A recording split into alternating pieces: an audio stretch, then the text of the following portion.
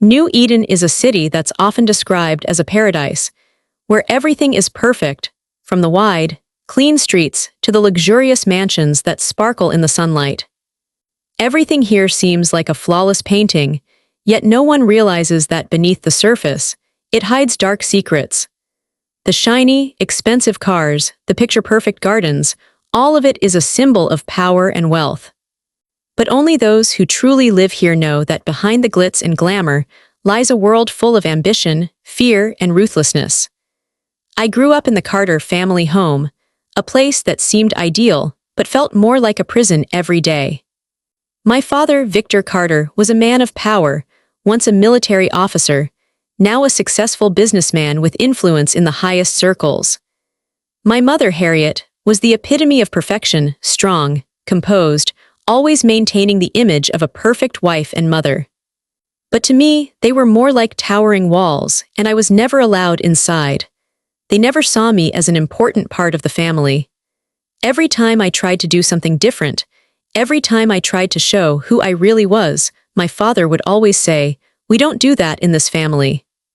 Those words were like daggers, and over time, I began to feel like I was nothing but a shadow in their world. Every night, lying in my massive bed, I would look out the window, watching the streets of New Eden gleam in the dim light.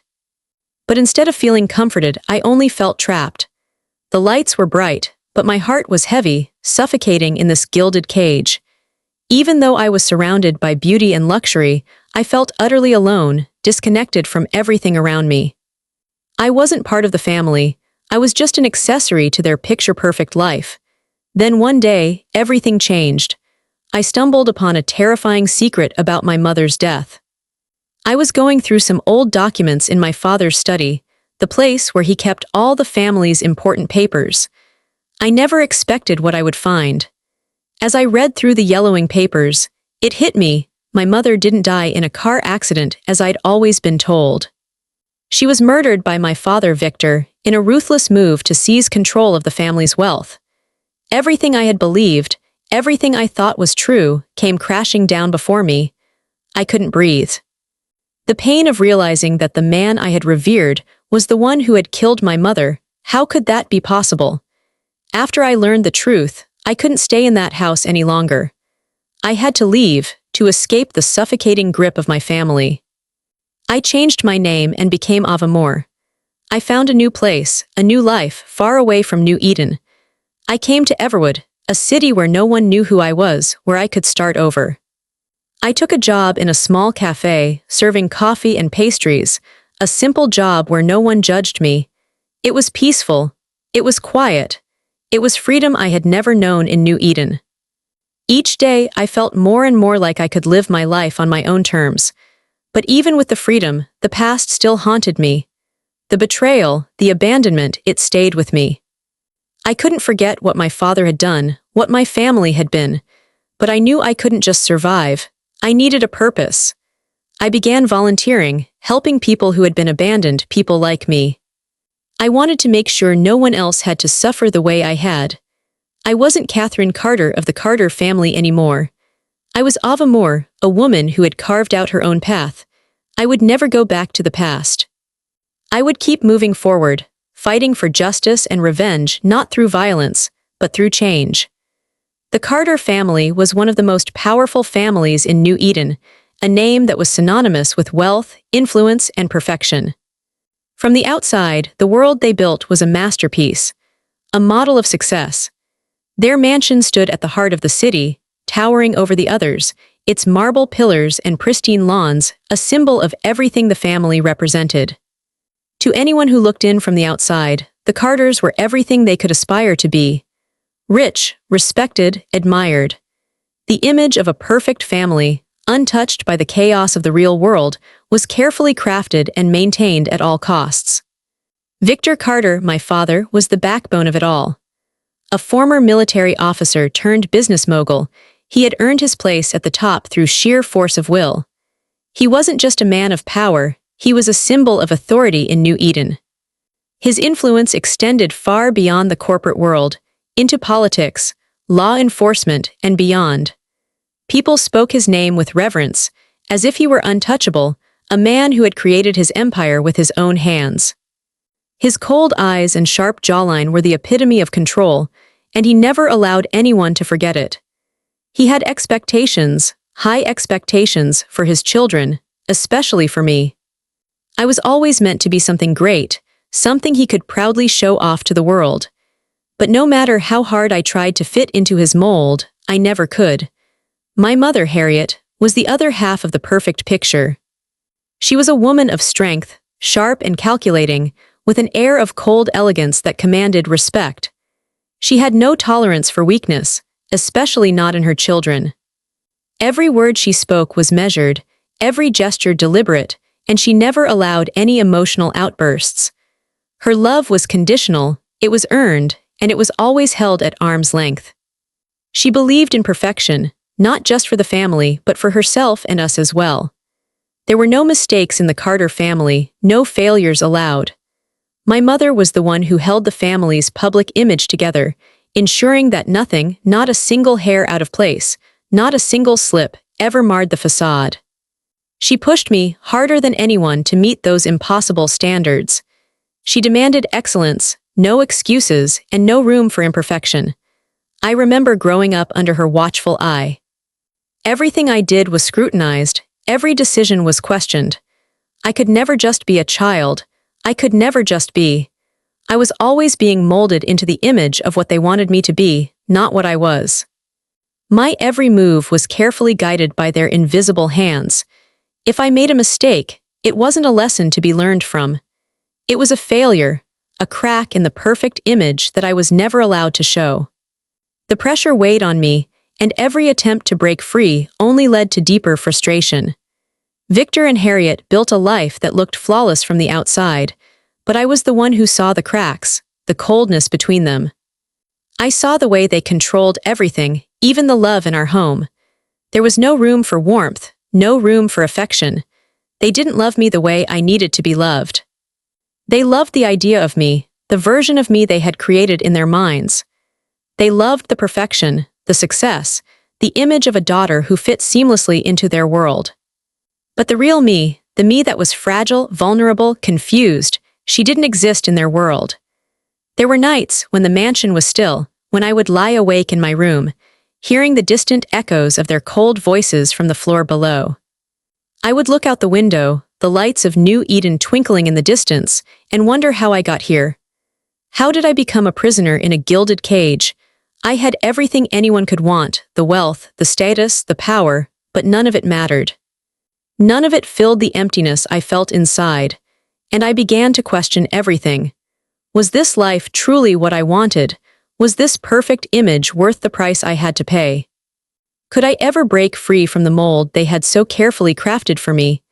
But that was the Carter family. Everything had a price. I was a reflection of their success, of their public image, and the moment I stepped out of line, I was reminded of how insignificant I truly was. No matter how much I achieved, no matter how many accolades I received, it would never be enough. They demanded perfection, and I, a mere daughter, was expected to meet that impossible standard. Now, as I look back, I realize that the Carter family's success wasn't built on love, it was built on control.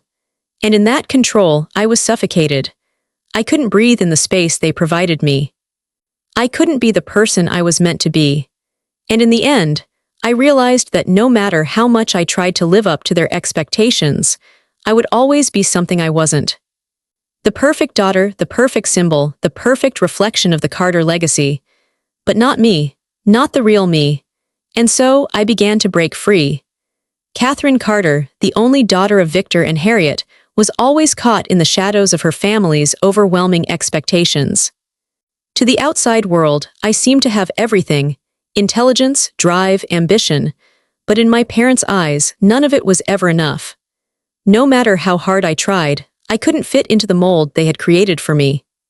My accomplishments, my unique talents, went unnoticed, dismissed as insignificant in the shadow of the towering legacy they demanded I uphold.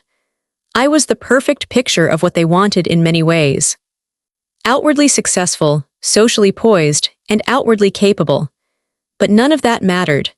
What truly mattered was that I never measured up to the unspoken, unreachable standards they held for me. My father, Victor, had clear expectations for me, to be as sharp, strategic, and cold as he was. He wanted me to be the mirror image of his business acumen, his strength, and his unrelenting drive. But no matter how hard I pushed myself, I could never match his level of perfection. I didn't think like him, didn't behave like him, and for that, I was always seen as a failure in his eyes.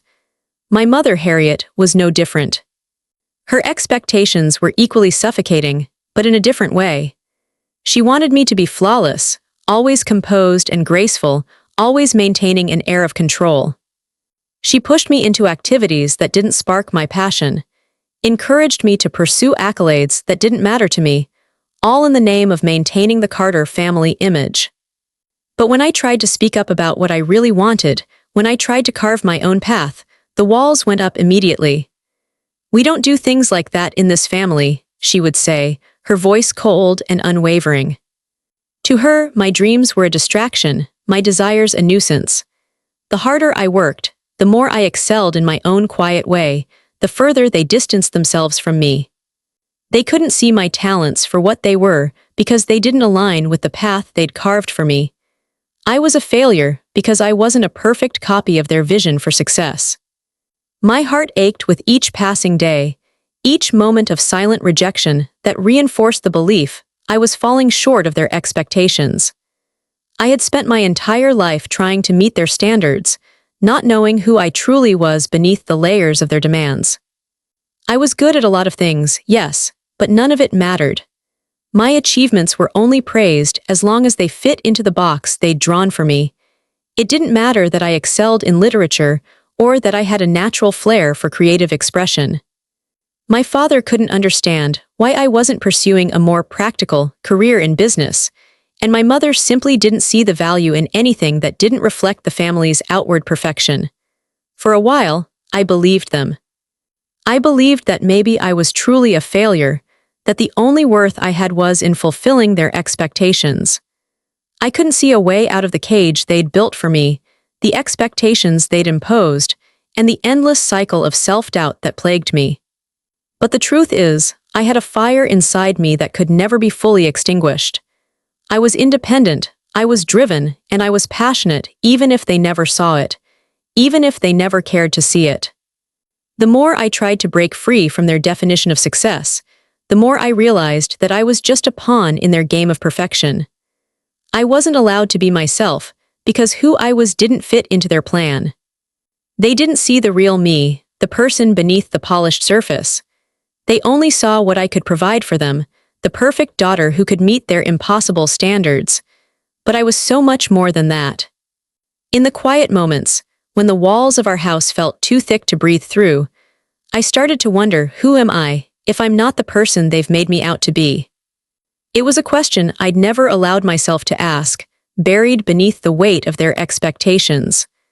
But now, it was the only question that mattered. And slowly, as I began to confront that question, I realized that I couldn't keep pretending to be someone I wasn't. I couldn't keep playing the part of the perfect daughter. It wasn't me. It never had been. So I started making small changes, testing the waters, seeing if I could live a life outside their shadow.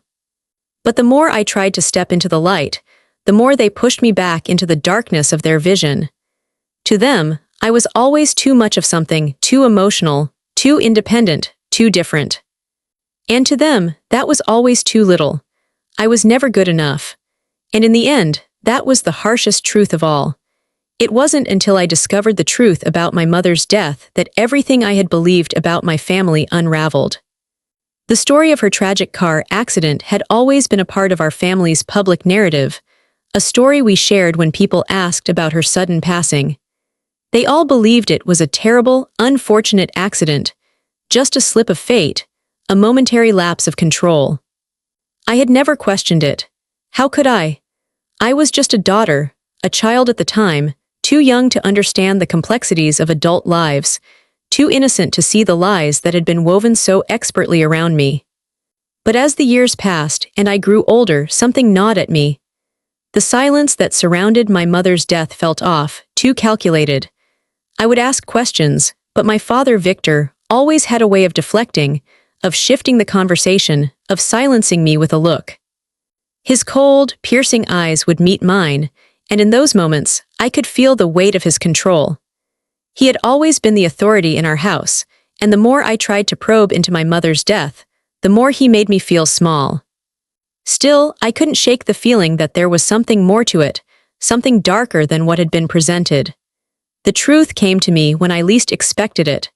I was going through some old family files, trying to clear out some papers in my father's study, something I had done hundreds of times before. But this time, I found something I wasn't supposed to see. It was a set of documents, buried beneath financial records and business transactions. At first, I thought it was just more paperwork, but as I sifted through the pages, I found something that made my stomach twist: a report, a medical document, a series of photographs that didn't make sense. It was a police report, detailing an accident that seemed too carefully described to be genuine. I read it again, and again. My heart pounded in my chest, each word sinking deeper into my skin like shards of glass. The report didn't say what I had always been told. It didn't match the story of a simple car accident. It wasn't an accident at all. The truth hit me like a punch to the gut. My father, Victor Carter, had driven my mother off the road. He had caused the crash that killed her. He hadn't lost control of the car, as everyone had believed. He had driven her to her death, to take control of the family fortune, to remove the one obstacle standing in the way of his complete domination of everything he had built. It was all laid out in front of me in those papers. The photos, the details, it was all there, the truth that no one had dared to speak of. My father hadn't been the man I thought he was. He had been a murderer, and worse, he had done it to keep everything to himself. I could barely breathe as I read the documents, my hands shaking uncontrollably. My father, the man who had always been my hero, my protector, had orchestrated the death of my mother, all for power. And the worst part, I was the only one who knew. My mind reeled as the truth settled in, like a heavy weight I couldn't escape. How could I have been so blind? All those years I had spent worshipping him, trying to meet his impossible standards, while he had quietly, methodically destroyed everything that mattered. And now, the man who had shaped my entire life, the man I had looked up to for so long, was nothing but a cold, calculating monster who had destroyed the very foundation of our family. I remember standing there in his study, holding those documents, feeling like I had just discovered a new dimension to the world I had known. I wasn't a little girl anymore, pretending to understand the complexities of my parents' lives. I was an adult now, and I could finally see the full scope of the horror that had been hidden from me. For the first time, I truly understood what my mother's death had meant. It had never been a tragic accident. It had been murder, and I had been living in the aftermath of it for years. The grief that had consumed me for so long, the feelings of abandonment, of being cast aside, it all suddenly made sense. My father hadn't just taken my mother's life, he had taken my place in this world. He had erased her, and in doing so, he had erased everything I thought I knew about myself, about us, about family. And in that moment, I knew I couldn't keep pretending. I couldn't live in the world my father had built for me. I couldn't continue to play the role of the dutiful daughter, the one who did everything to please him, to live up to his impossible expectations. I had to get out. I had to escape the lie that had been my life. But I also knew one thing: I would make him pay. Not in the way he might expect, but in a way that would strip away everything he had so carefully built. I would make sure that the truth came out, that the world saw him for what he truly was, and that no one would ever forget what he had done. The family I had once loved, the family I had once wanted so desperately to belong to, was nothing more than a facade, and I was the only one left who could bring it down. The moment I uncovered the truth about my father, my world shattered. Everything I had known, everything I had trusted, crumbled around me like dust. I couldn't stay in New Eden, not with the man who had killed my mother, not with the family that had built its entire existence on lies and manipulation. I couldn't stay under the same roof as a murderer, pretending that everything was fine, that I was still the dutiful daughter playing her part. The moment the truth sank in, I knew I had to leave. I had to escape the suffocating grip of my past, so I did the only thing I could do. I ran. I left New Eden without a word, leaving behind everything I had known. My old life, my family, my name. Catherine Carter was dead to me. She had to be. So I became Ava Moore, a name as empty and meaningless as the life I had lived up until then. Ava Moore was someone new. Someone who was going to find her own way, who wasn't shackled by the legacy of the Carters, by the expectations and betrayals that had haunted me for so long. I found my way to Everwood, a quiet city far from the chaos of New Eden, a place where no one knew me, where I could start fresh. I found a small apartment in a rundown part of the city. The walls were thin, the furniture was secondhand, and the heating system barely worked, but it was mine. It was a far cry from the pristine mansion I had grown up in, but it was real. It was mine, and it was free of the weight of a family that had suffocated me for so long. I needed a job, something simple, something that would allow me to survive without thinking too much about the world I had left behind. I found work at a local coffee shop, a cozy little place nestled on a quiet corner of Everwood's main street. I served coffee, cleaned tables, and wiped down counters. It was a humble life, nothing glamorous, but it was mine. No one expected anything of me here. No one knew my name, my history, or my father. I could be just another face in the crowd, and for the first time in my life, I wasn't judged by the last name I carried or the weight of my family's reputation.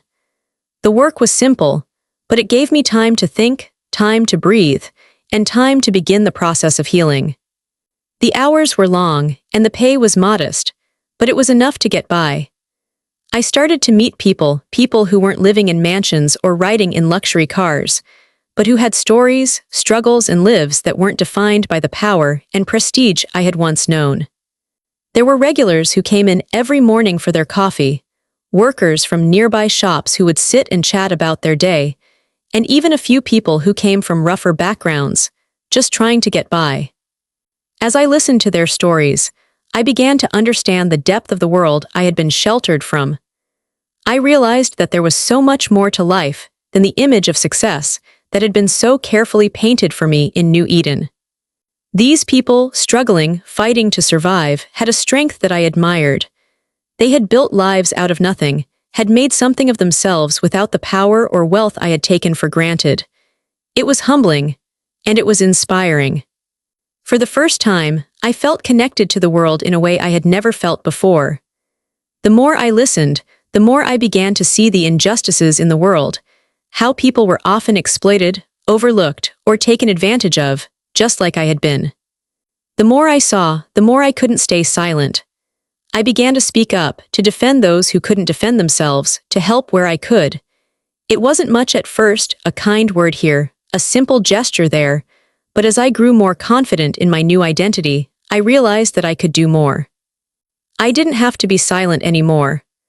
I began volunteering at local shelters, speaking with people who had nowhere to go, helping them navigate the system that seemed designed to keep them down.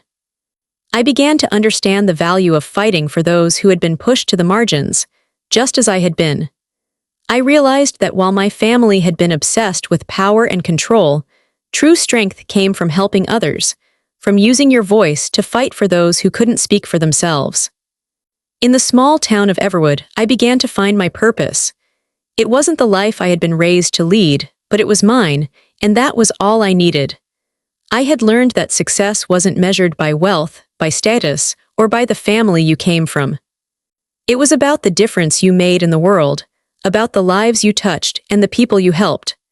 And in that coffee shop, surrounded by people who were nothing like the life I had left behind, I began to rebuild myself piece by piece.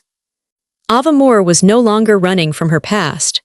She was building something entirely new, something she could be proud of. I had settled into my new life in Everwood, but I never expected the past to come knocking on my door. It was a typical afternoon, and I was working my usual shift at the cafe when a young woman walked in.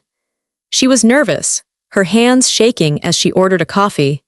She looked like she had something heavy weighing on her, and it was the kind of unease that I couldn't ignore. I noticed her glancing around the cafe, as if checking for someone or something, before she took a seat by the window, trying to blend into the background. I didn't think much of it at first. People walked in and out of the cafe every day, each with their own problems, their own stories. But then, I saw them. Two men walked into the cafe, wearing expensive suits that didn't belong in a place like this. They looked out of place, too clean, too polished. They were scanning the room, their eyes sharp and calculating. I felt a shiver crawl down my spine as I saw them make a beeline for the woman at the window. She stiffened at their approach, her fingers curling around the mug in front of her like she was trying to hold onto something solid. I didn't know who they were or what was happening, but I knew something wasn't right. My instincts kicked in, that small voice in the back of my mind that had been honed by years of being observant, learning to survive, learning to read the room. These men were up to something, and she was their target.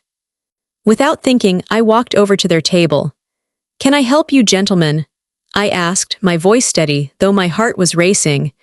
They both turned to look at me, their expressions cold, but their eyes betrayed a flicker of annoyance. "We're just having a conversation with our friend here," one of them said, his tone dismissive.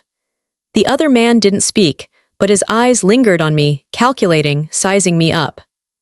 I could feel them assessing my presence, like they were trying to figure out if I was worth the trouble. Something in my gut told me this was no simple conversation. I had seen the way they approached her, the way she had tensed when they spoke. She wasn't just a friend of theirs, and this wasn't just a casual meeting.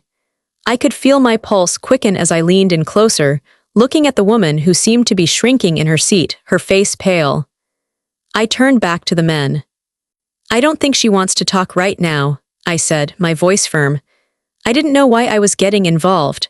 Maybe it was the years of living under control, of being told what to do. Maybe it was just my gut telling me to act, but at that moment I couldn't back down. The man who had spoken to me earlier scowled. "This doesn't concern you," he muttered, his tone darkening. I didn't move. Instead, I stood my ground, my gaze unwavering. "I think it does." Before they could react, the woman stood up suddenly, spilling her coffee in the process.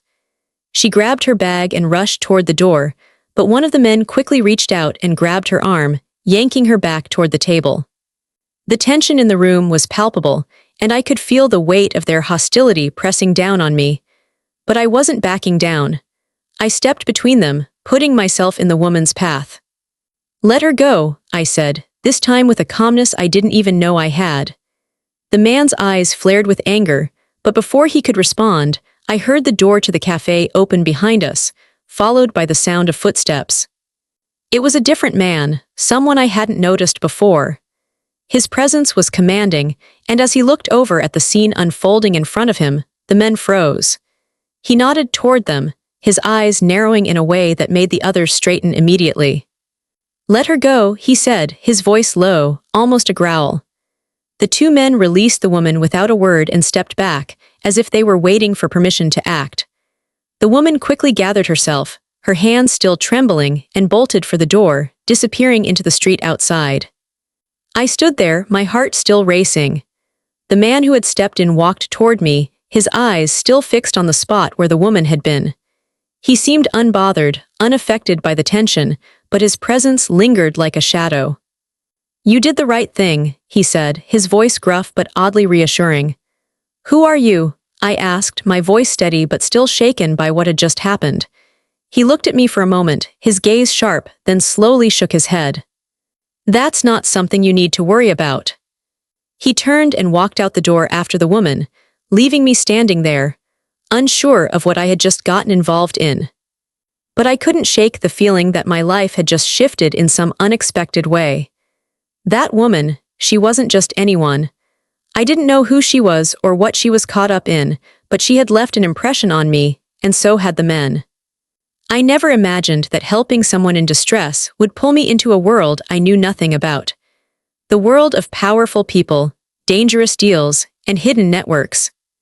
I had no idea who those men were or what had happened, but I knew one thing for sure. This wasn't just about a woman being harassed. It was about something much bigger, something that would soon have my name written into it. It was then I realized that the quiet life I had built in Everwood, the anonymity I had fought so hard to create, had just been ripped open. The truth was, I was already deeper into this world than I realized. And somehow, I had just crossed a line I couldn't turn back from. Little did I know, this single act of stepping in would throw me into a storm that could change the fate of the entire city. Sometimes, helping someone isn't just an act of kindness. It can be the turning point of your entire life, the moment you unknowingly step into a world that will reshape everything you thought you knew about yourself. That's what happened the moment I stepped in to help the woman in the cafe. I didn't know it then, but that one decision, to stand up, to say no, to protect someone who wasn't even asking for it, would change the trajectory of my life in ways I never imagined. At the time, I thought I was just doing the right thing. The right thing for that woman, the right thing for me. After years of hiding, years of running from the past, I had started to rebuild a life that was quiet, unnoticed. But in that small act, I became a part of something much larger than I could ever have dreamed. A chain of events had been set into motion, and I had unknowingly linked myself to a world that existed just beneath the surface of the life I had tried so hard to leave behind. I had always been told that I wasn't important enough to change anything. My father's voice echoed in my head, his harsh words about how I was a failure because I couldn't fit the mold he created for me. He saw me as nothing more than a mistake, an afterthought, a reflection of his failure to make me what he wanted me to be. But what I didn't realize was that the very thing he saw as my weakness, my inability to fit into his rigid vision of success, was the thing that made me strong. The very fact that I had been ignored, discarded, was now the foundation of something far greater than I could have ever imagined. The truth was, I wasn't just Ava Moore, a woman who had run from her past. I wasn't just the daughter of Victor Carter, forever defined by a family legacy of power and control. I was something more. I had the power to make change, to fight for what was right, even if I wasn't fully aware of it at the time. Helping that woman wasn't just about rescuing her. It was about me reclaiming my place in a world I had tried to shut myself out of. In helping her, I unknowingly stepped into a world of power and corruption, a world that had been hidden from the public eye, but one that I had the potential to disrupt. I was no longer a passive observer of the world I had fled. I was a participant. I was someone who could change the rules of the game, challenge the systems that had kept people like me, and people like that woman, under their thumb. Ava Moore was no longer just a name. She was a force, a person who had the potential to tear down the perfect image that had been built for me. The truth was, I wasn't just here to survive anymore. I was here to fight.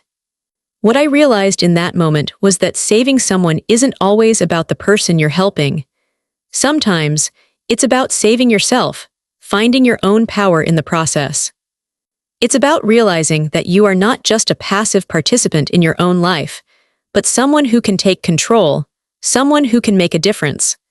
I wasn't just an ordinary woman working in a cafe anymore.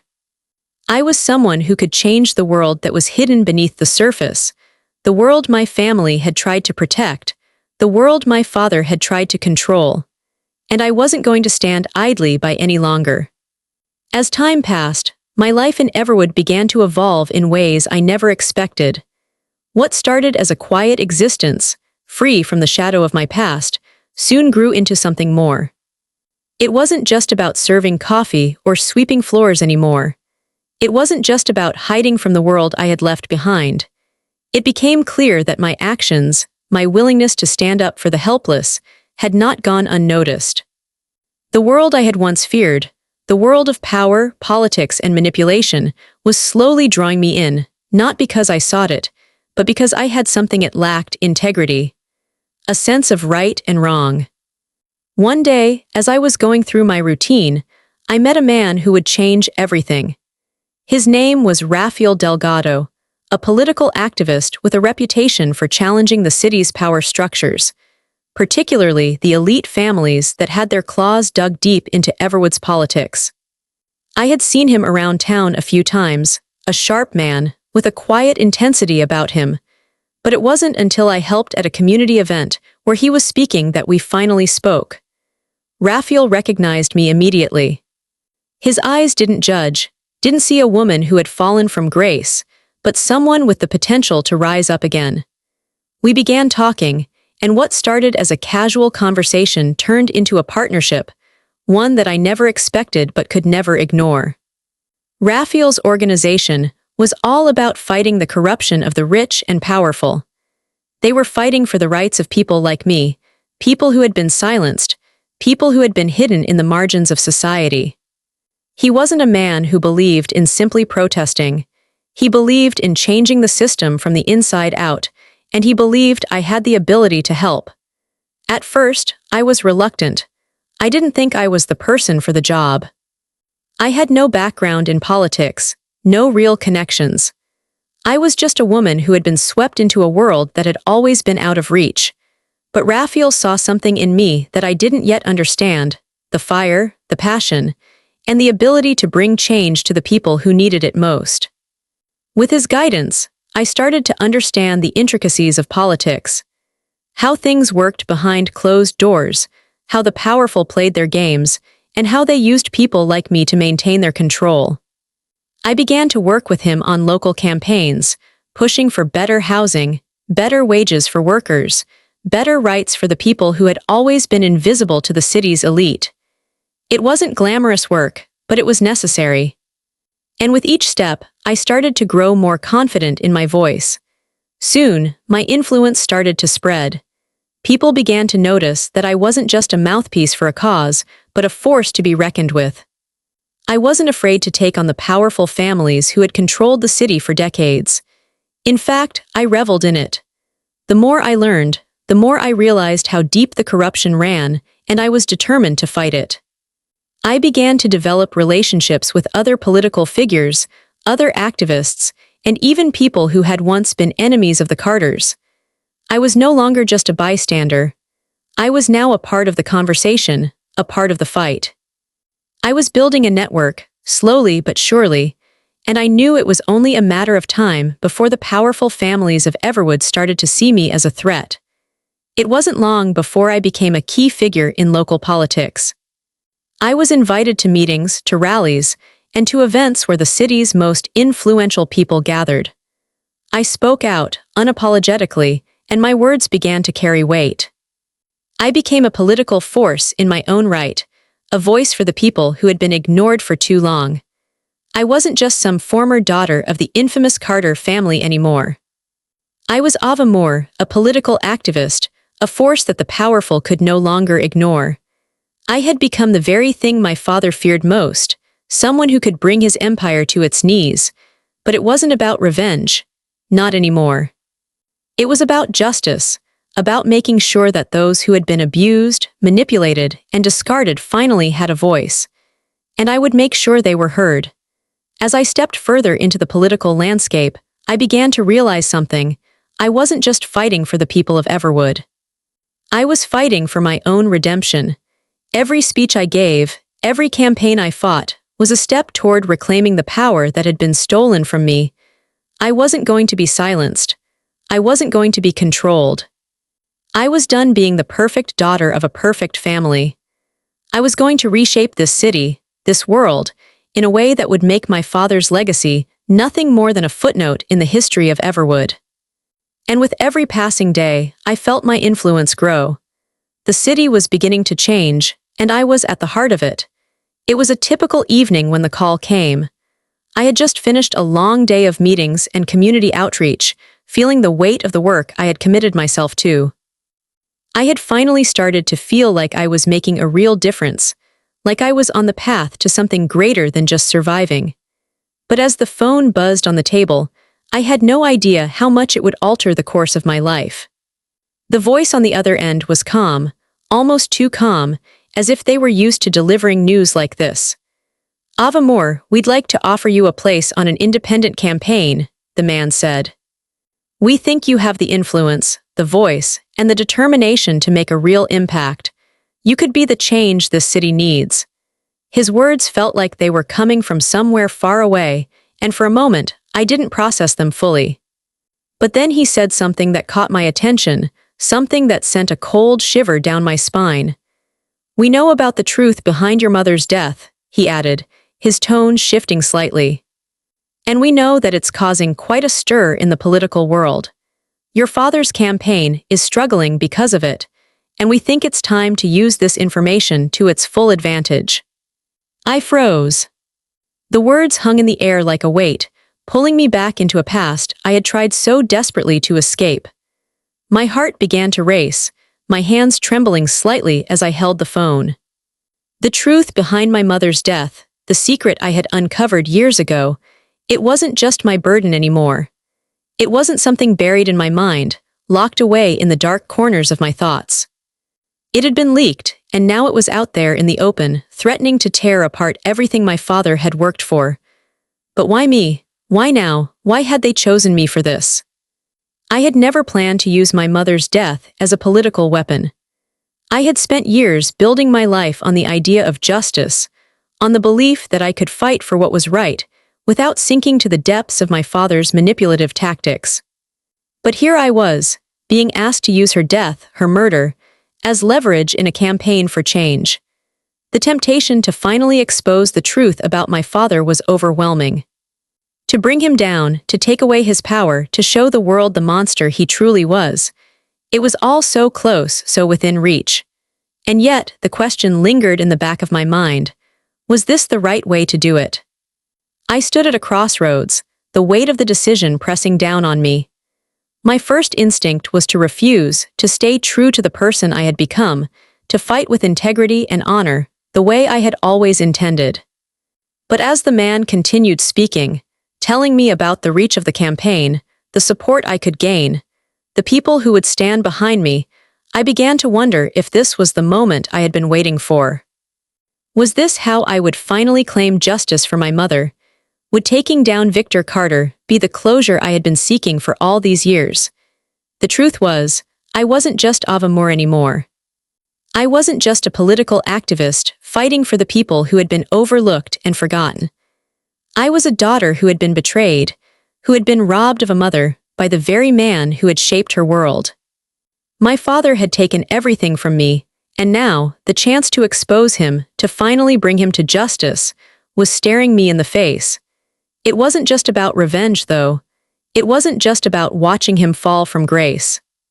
It was about reclaiming my own power, about showing the world that I wasn't just the daughter of a powerful man. I was someone who could stand on my own, someone who could change the narrative, rewrite the rules of a system built on lies and corruption. I looked out the window, the city lights flickering in the distance, and for the first time in years, I felt something stir deep inside me.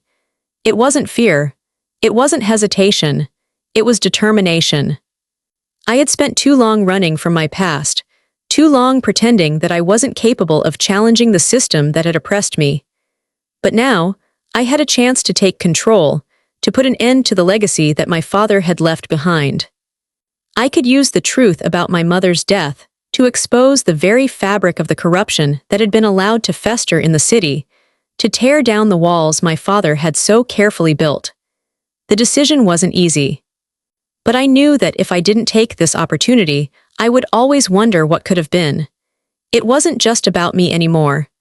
It was about every single person who had been silenced, who had been abused, who had suffered at the hands of those in power. It was about making sure that the world saw the truth. With a deep breath, I made my decision. I would join the campaign. I would run as an independent, not just to win, but to bring my father to justice. To show the world the man he really was. It was time for the truth to come to light, and this time, I wasn't going to be the one hiding in the shadows. I was going to be the one standing in the spotlight, ready to take back everything that had been stolen from me. People always say it takes courage to step into politics. That you need a backbone made of steel, a thick skin, and the ability to handle the constant barrage of criticisms, the manipulations, the lies. They say it's all about playing the game, knowing how to make deals and bend the rules to your advantage. And maybe, in some cases, that's true. But the real driving force behind my decision wasn't courage, at least not in the traditional sense. It was something far more powerful, the truth. The truth had been buried for so long, locked away in the darkest corners of my mind. For years, I had been running from it, trying to escape the reality of what my father had done, trying to live in the shadows of the family he had built, pretending that I could be a part of it without acknowledging the cost. But now I understood. The truth wasn't something to be feared. It was the one thing that could give me the strength to stand tall in a world that had been built on lies. In the political arena, they tell you to play by the rules, to be strategic, to know when to fight and when to bow out. But the one thing that had always set me apart, that had always made me different, was my unwavering commitment to the truth. My father, with all his power, his money, and his connections, had never understood that. He had built his empire on lies, on manipulation, on crushing anyone who dared to challenge him. And for years, I had lived under that shadow, suffocating in a world where nothing was as it seemed. But the truth had a way of rising to the surface, even when you tried to bury it. And now, the truth was my weapon. It was the one thing that could take down everything my father had built. It was the reason I could face the people who had once ruled over me, the ones who thought they could control my life, my choices, my destiny. The truth was the reason I didn't have to be afraid anymore.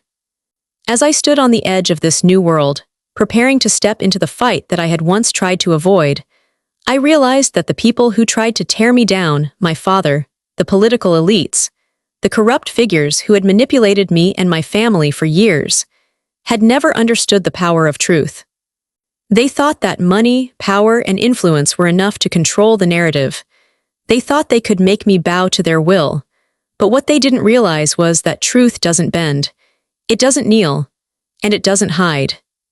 In the face of all the manipulation, all the lies, I had something they could never take away from me, the truth. And that truth gave me the strength to stand tall, to speak out, and to fight. It wasn't about being brave for the sake of bravery. It was about knowing that the weight of the world was on my side because I wasn't fighting for power or for revenge. I was fighting for justice. And that, I realized, was what would carry me through the hardest battles. It wasn't courage that would keep me standing when the world tried to tear me down. It was the truth. The truth that my father had never been the man he pretended to be. The truth that I had a right to fight for the world I believed in. The truth that no matter how hard they tried, they couldn't bury me, because I wasn't afraid to expose them for what they truly were. So, when I stepped into that campaign, when I decided to run, it wasn't just for me. It was for the countless others who had been silenced, for the people who had been pushed to the edges of society. It was for my mother, whose voice had been silenced too soon. It was for the truth that had been buried in the lies of the powerful for far too long. And with that truth as my armor, I knew I could face anything. Because sometimes, the truth is the strongest weapon you have, and it's the one thing that will always carry you through, no matter how dark the road ahead may seem. Stepping into the political arena was never going to be easy. I knew that, but what I didn't anticipate was just how much I would have to confront, not just my father's legacy, but a vast network of corruption, lies, and manipulation that stretched far beyond anything I had imagined. I thought I was prepared for the fight, but nothing could have truly prepared me for what I was about to uncover. When I officially entered the campaign as an independent candidate, I felt the weight of my decision pressing down on me. This wasn't just about winning. This was about justice. This was about forcing the truth into the light, even if it meant exposing the very man who had once been my hero, my father, Victor Carter. The first few weeks were a blur of speeches, handshakes, and strategy meetings. I was constantly surrounded by the political elite, people who had known my father for years, people who owed their success to his power. They treated me with a strange mix of respect and suspicion, as if they were unsure of where I stood in the game. Some saw me as a threat, others as a pawn, but none of them knew the truth about why I was really running. None of them knew what I had discovered. As the campaign progressed, I began to dig deeper into the history of my father's political and business dealings. It wasn't just about the money or the power. I had to understand how he had built his empire, how he had managed to maintain such control over everything for so long. And that's when I started to connect the dots. It wasn't just about a single murder. My mother's death wasn't a one-off tragedy in the Carter family history. It was part of a much larger, much more insidious plan. My father had spent years consolidating power, using every dirty trick in the book to maintain his influence in the city. And one of those tricks was keeping the truth about my mother's death buried. The more I dug, the more I uncovered. Documents, confidential reports, testimonies from people who had been silenced. It was all there, a web of deception that had been carefully crafted to protect the Carter name. But the deeper I went, the more I realized that my father hadn't just killed my mother. He had used his power to control the narrative, to manipulate the city's most influential people, and to erase any trace of the truth. The lies he had told, the people he had bribed, the deals he had made, it was all part of the plan.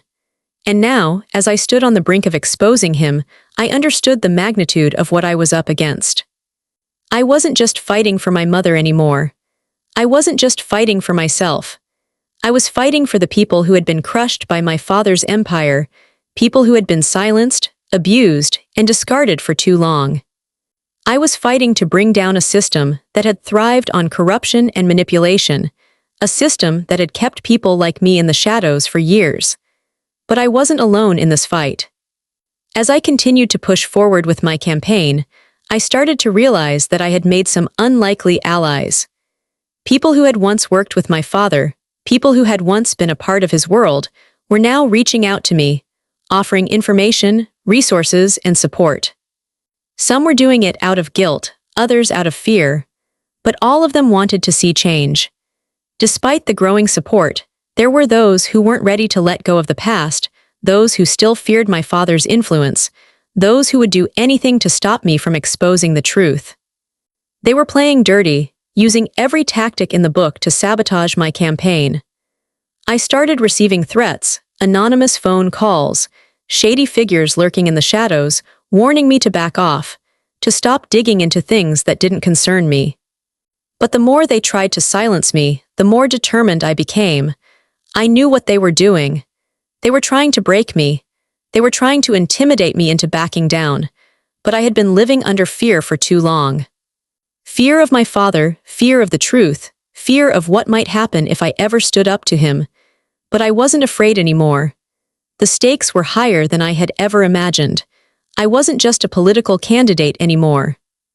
I was a symbol of something much bigger. I was a beacon of hope for the people who had been silenced for too long. I was a threat to the very people who had built their empires on lies and deception. And they were going to do everything in their power to stop me, but I wasn't going to back down. Not this time. Not when I had the truth on my side. The truth was a weapon, and I was going to wield it to its fullest extent. I was going to expose my father for what he truly was, a man who had destroyed everything for power, a man who had taken my mother's life without a second thought. I would bring his empire to its knees, and I would do it for my mother, for myself, and for everyone who had suffered at his hands. I was ready. The battle had just begun, and this time there was no turning back. The final days leading up to the election were a whirlwind. My campaign had gained unexpected momentum, and I could feel the weight of the truth pressing down on me with every passing hour. I was standing on the edge of something monumental, ready to expose my father's crimes to the world, ready to bring down the empire he had built on lies. But with each step closer to victory, the danger grew. The people who once supported him, the powerful allies he had made over the years, were desperate to stop me. They weren't afraid to use whatever means necessary to ensure that I would never see the light of day. And then, just as the final week of the campaign was about to begin, I received a message. It came in the dead of night. The phone buzzed on the table beside me, pulling me from the deep sleep I had been clinging to. A single text message with no name, no number attached to it, just a string of cryptic words that made my blood run cold. Harriet is alive. She never died in that accident. She was murdered. And the one who did it is the same man you think was the victim. She's been hiding to protect you. For a moment, I thought I was dreaming. The words blurred before my eyes, and I blinked, trying to shake off the exhaustion clouding my mind. But as I read them again, it felt like the ground beneath me was shifting, pulling away. Everything I had believed, everything I had worked for, began to unravel in an instant. Harriet, my mother, had not died in a car accident as I had always been told. That moment had shaped my entire life, the moment I had learned of her death and the years of grief that followed. I had spent so long burying that pain, trying to live in the shadow of a lie. But the truth was worse than anything I had imagined. The man I had once believed to be the victim of the accident, the one I had blamed for everything, was not the victim at all. He was the perpetrator.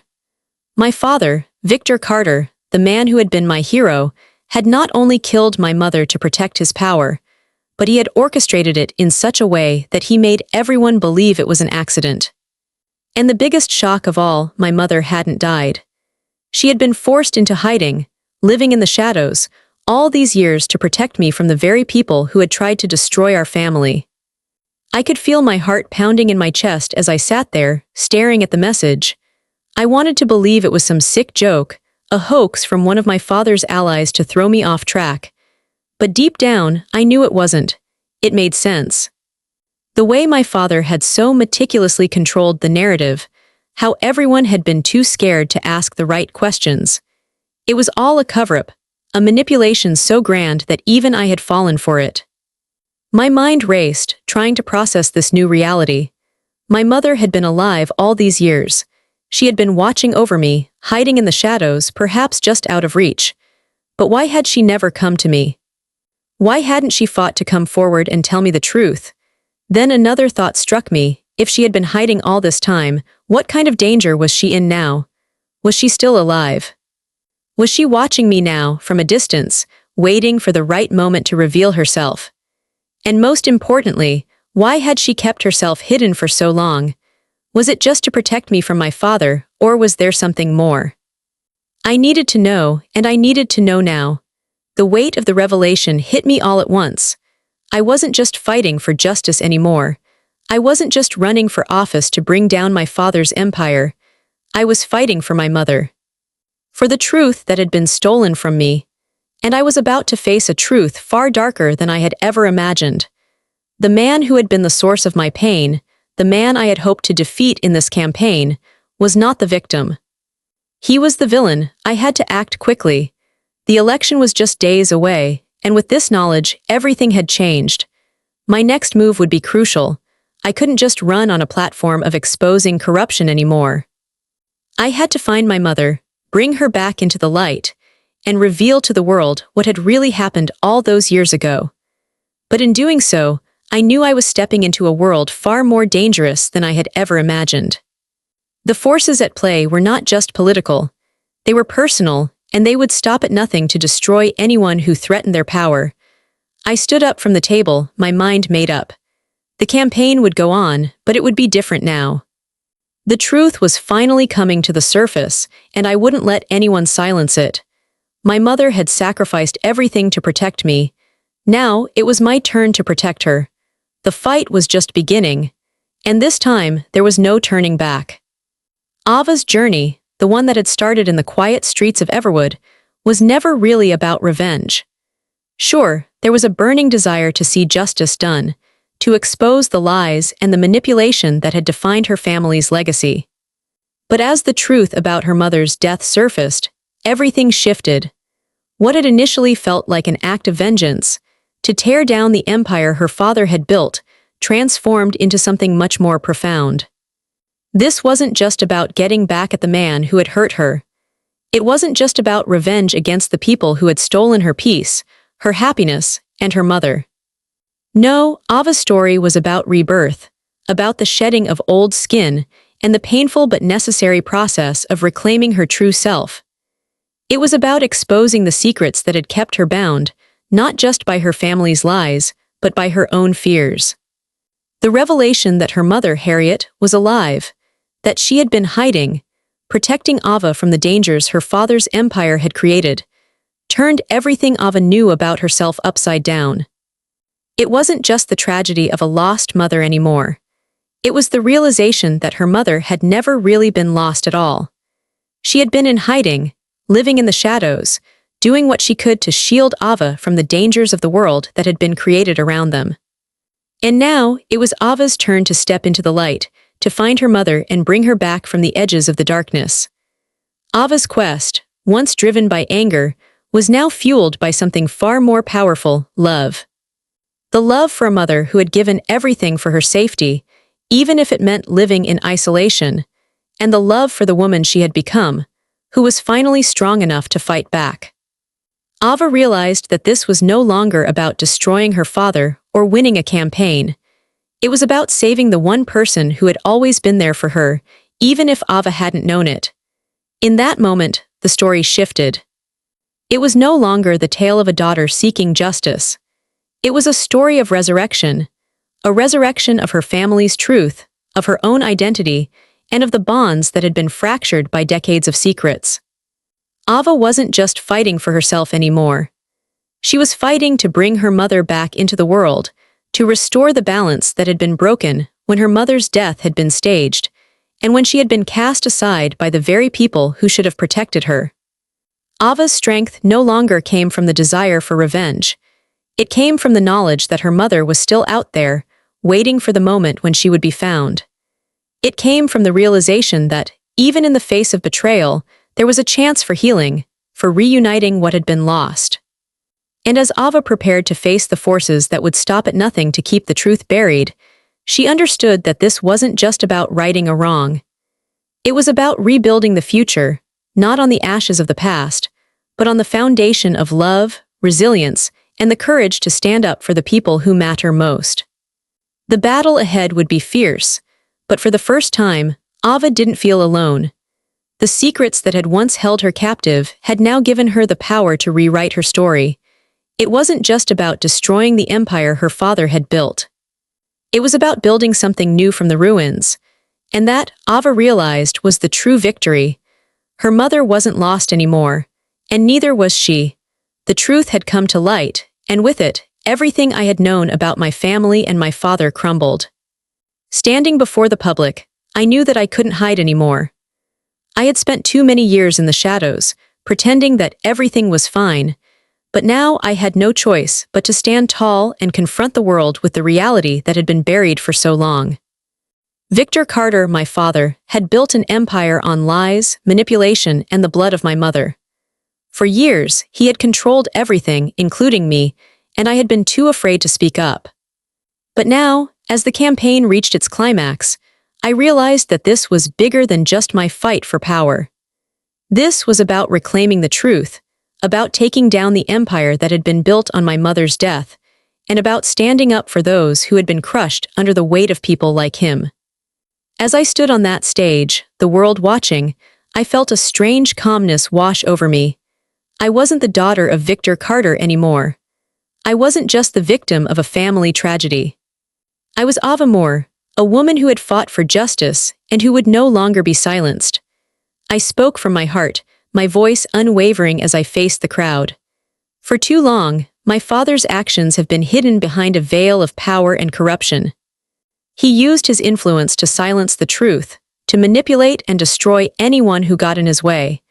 He took my mother's life to secure his empire, and for years I have lived with that lie. But no more. The crowd was silent, and I could feel the weight of every eye on me. But this time, it didn't scare me. I wasn't here to hide anymore. I was here to expose the man who had tried to ruin my life and to show the world the monster he truly was. My father believed that he could control everything: people, power, truth. But there is one thing he never understood. The truth cannot be silenced forever. And now, I will make sure that the legacy he tried to build on lies and bloodshed will be torn down. As the words left my mouth, I saw something change in the crowd. It wasn't just about me anymore. It wasn't just about my revenge, my desire to expose my father for the fraud he was. It was about something bigger. It was about standing up for the people who had been silenced for far too long, the ones who had been crushed under the weight of people like my father. The fight isn't just about me, I continued, my voice gaining strength with every word. It's about all of us. It's about the workers who have been exploited, the families who have been torn apart by the greed of those in power. It's about the people who have been forgotten in the city, and it's about making sure that no one is ever silenced again. I wasn't just speaking to the cameras. I wasn't just talking to the media. I was speaking to every person in that room who had ever felt small, who had ever felt like they didn't matter, who had ever been pushed aside by the system. I wasn't just the daughter of Victor Carter anymore. I was their voice. I was their leader. The days after my speech felt like a blur. The media picked up on it, the city started to change. My father's allies tried to discredit me, tried to tear me down using every trick they had in their arsenal. But it didn't work. The people were listening, and I had become a symbol of something they could finally believe in. I wasn't just a politician anymore.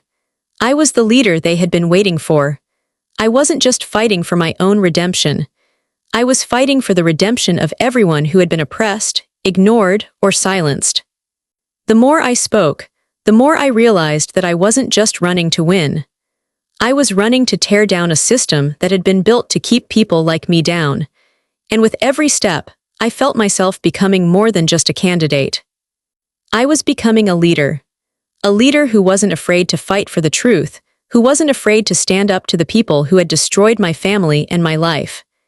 For the first time in my life, I was standing tall, not just as Ava Moore, but as someone who had the power to change the course of a city. And I wasn't about to stop until that change was complete. The day had finally arrived. After months of relentless campaigning, of standing against the most powerful forces in the city, I was about to take office. I could feel the weight of the moment, the significance of what was about to happen. This wasn't just an election victory. This was my redemption, a chance to rewrite the story of my family and my city. I had fought not just for my future, but for the future of everyone who had been ignored, oppressed, and silenced. As I stood backstage, preparing for my speech and the moment when I would officially take the oath, I felt a strange sense of calm. This was it, the culmination of everything I had worked for. The truth had come to light, my father's reign had ended, and the people were ready for change, or so I thought. Just as the first speaker stepped up to the podium, a flash of news interrupted the live broadcast. The cameras swiveled, the audience murmured in confusion, and I could feel a shift in the air. A breaking news alert flashed on the screen, and the words that followed hit me like a freight train. Breaking news. Harriet Carter, mother of newly elected independent candidate Ava Moore, reveals the full truth behind the Carter family's darkest secrets. I froze. The moment I had been waiting for, the moment I was supposed to take control of the city, was suddenly overshadowed by this unexpected bombshell. The news anchor continued, reading the statement that Harriet, my mother, had just released to the world.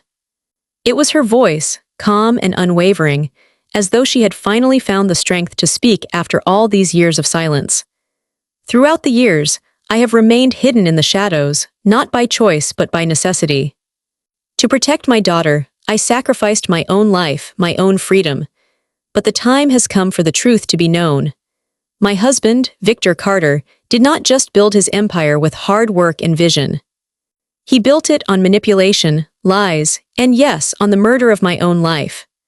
My daughter, Ava, has fought for the truth, and I stand with her now in support of her mission to rebuild this city, one that is not founded on blood and fear, but on hope and justice. The room seemed to go silent around me as the words sank in. My heart pounded in my chest, and my hands trembled. I had known my mother was alive. I had suspected she was out there somewhere, watching, waiting. But to hear her voice, to hear her finally speak out, to publicly endorse everything I had fought for, shook me to my core.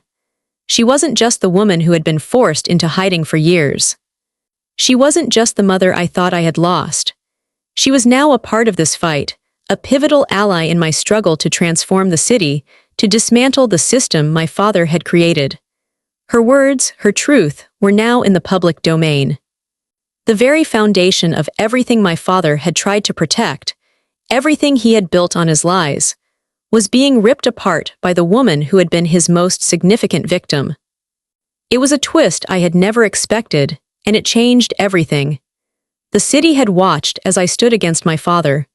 But now, with my mother's truth laid bare, they saw not just the daughter seeking justice, but the mother who had paid the ultimate price for that justice. Harriet Carter wasn't just the woman who had been erased from the city's history.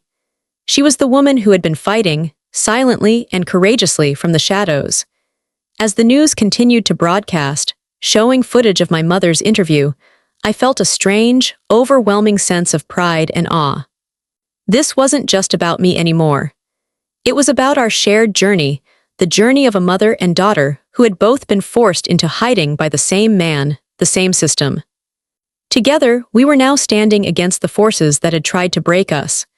I stepped onto the stage, my heart still racing but my resolve stronger than ever. The news had changed the landscape, yes, but it had only strengthened my purpose. I was no longer just taking office. I was carrying forward the weight of my mother's truth, of the truth we had both lived under in silence for so long. The crowd erupted into applause as I stood at the podium, but I barely heard it. My mind was consumed by the realization that my fight had just become something even bigger. It was no longer just my campaign, my story. It was now a movement founded on truth, justice, and the unbreakable bond between a mother and daughter who had fought against the darkness, and finally had won. I took the microphone, my voice steady but filled with emotion. Today is not just my victory. It's the victory of every person who has been silenced, every person who has been ignored, every person who has been crushed by the weight of power and corruption. My mother, Harriet Carter, has stood with me, and together we will rebuild this city, not with lies but with truth. This is the beginning of a new era, one where the truth will no longer be buried. The applause grew louder, and for the first time, I knew the battle had truly begun. As I stand at the threshold of everything I've worked for, with the city of Everwood watching, I realize that this journey, my journey, has never truly been about revenge. Yes, at the start, it was about justice, about exposing the lies my father had spun around me and my family for years. It was about facing the darkness that had defined my life for far too long and daring to step into the light.